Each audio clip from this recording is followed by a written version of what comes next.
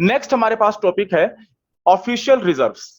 ये बहुत सिंपल है, जिसमें सेंट्रल बैंक का इस्तेमाल करते हुए बेसिकली गवर्नमेंट जो है सेंट्रल बैंक के पास जो भी रिजर्व्स वगैरह हैं उनका इस्तेमाल करती है to balance out balance of payment.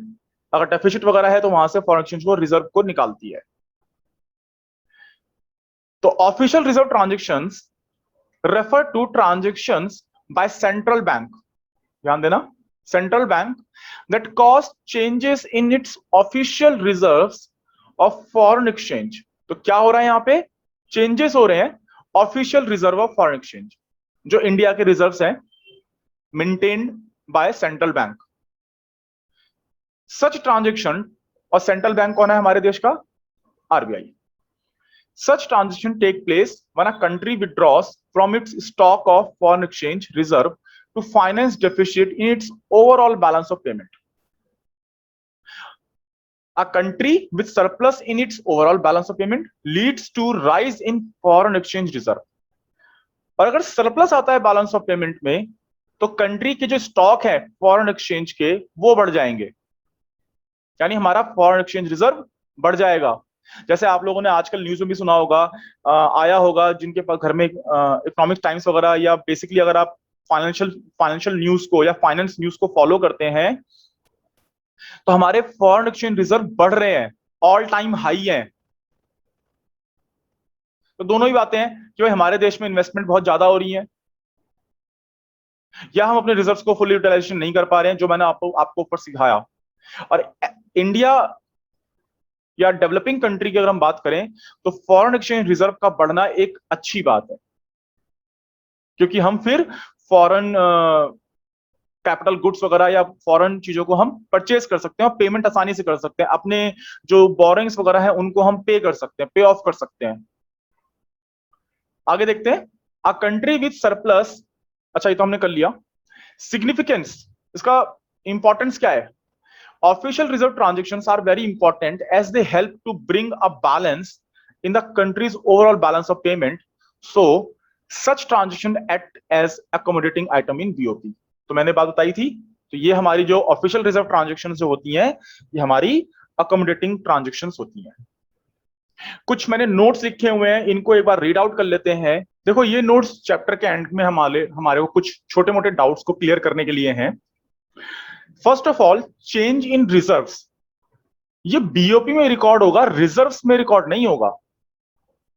तो बैलेंस ऑफ पेमेंट की वजह से हम अपने रिजर्व्स को चेंज कर रहे हैं, तो फॉरेन एक्सचेंज रिजर्व को, तो उसको हम लोग बैलेंस ऑफ पेमेंट में रिकॉर्ड करेंगे। नेक्स्ट पॉइंट है, the country could use its reserve of foreign exchange in order to balance any deficit in its balance of payment.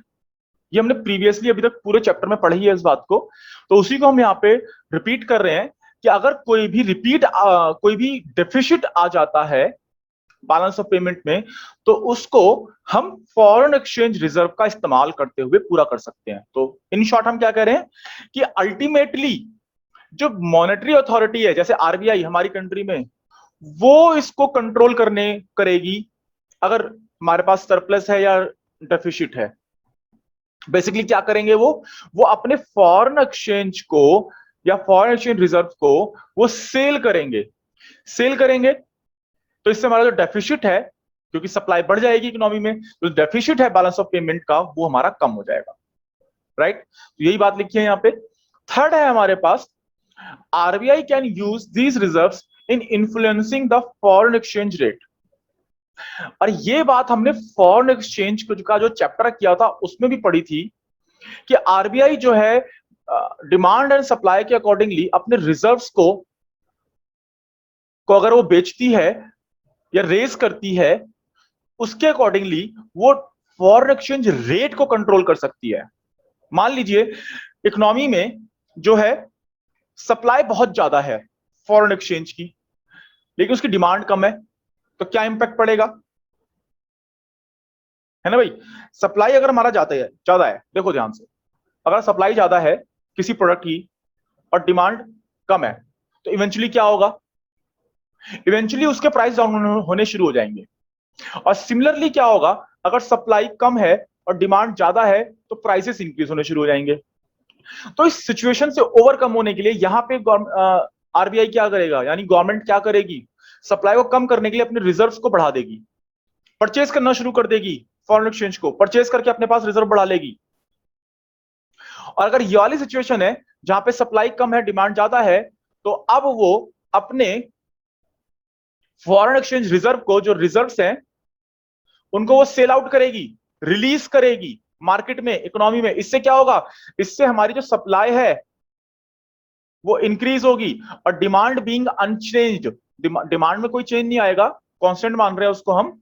इससे क्या होगा, हमारी जो है फॉरेन एक्सचेंज रेट डाउन आ जाएगा, क्योंकि इस सिचुएशन में तो प्राइस बढ़ रहे हैं ना, यानी फॉरेन एक्सचेंज के प्राइसेस बढ़ गए, महंगाई हो रही है, महंगा हो रहा है हमारा फॉरेन एक्सचेंज। लेकिन जब सप्लाई बढ़ जाएगी तो प्राइसेस डाउन आ जाएंगे। क्लियर? तो वही बात यहां पे लिखी है, for example RBI can start selling foreign exchange reserve from its reserve, raising the supply of foreign exchange in market. तो सप्लाई मार्केट में अगर बढ़ जाएगी तो इसका इंपैक्ट क्या पड़ेगा, डिमांड अगर अनचेंज है तो प्राइसेस विल गो डाउन। देखो ये रहा, प्राइसेस विल गो डाउन। तो ये छोटी सी बात हमने एक तरह से रिमाइंड करी है, नोट के थ्रू हमने पढ़ ली। फॉरेन एक्सचेंज और बैलेंस ऑफ पेमेंट दोनों ही हमारे इंटरलिंक्ड चैप्टर हैं, और दोनों चैप्टर हमने यहां पे कवर अप कर लिए हैं। तो इसको आप देखिएगा,